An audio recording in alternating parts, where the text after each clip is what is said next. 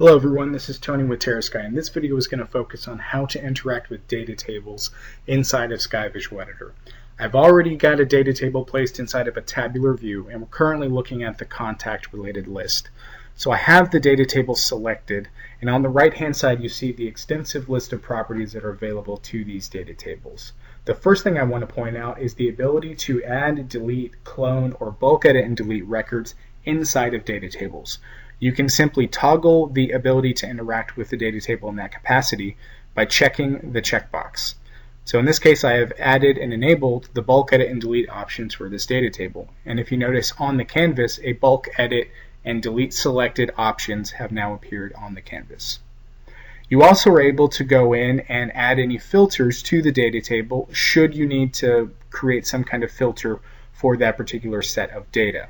To do this, on the right hand side there's a property called filter, and it has two options. The top option is for any user who is not comfortable with SOQL, and it provides more of a visual representation of the query itself. The bottom section is for more of the developer type that are very comfortable with code and they don't mind creating their own where clause for the SOQL filter.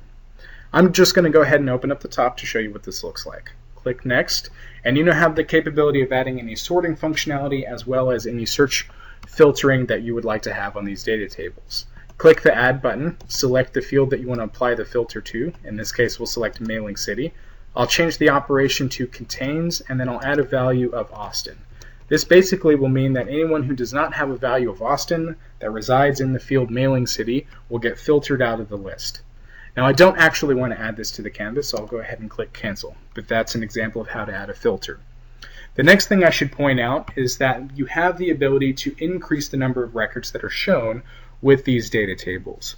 For example, Salesforce has a default limit of 5 records per page. You can override this by clicking the Paging Property checkbox on the right hand side and then changing the Show Rows property from 5 to upwards of 100 records per page. I will leave this at 25 records. And lastly, the thing that I will point out is the Output Tag property. We currently are looking at a data table that has the output tag of page block table. This means that this particular data table will span the width of the page block that it resides in. What this ultimately means is that you're not able to resize the particular columns because it spans the width of the page block.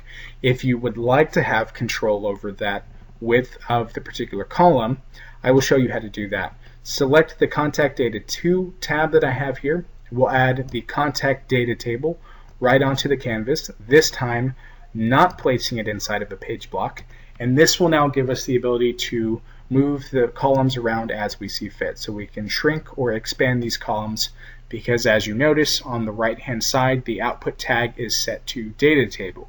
If I go back to the first tab and select the data table, I also have that option available inside of this drop-down list. So if you'd like, you can select that option and then have those editable inside of this data table as well.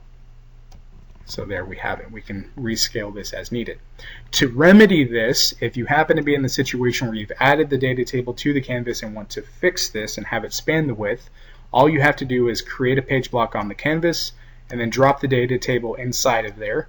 And then the output tag property now is selectable, and you can choose the page block table, and it will span out to the actual width of that page block. Thanks for watching.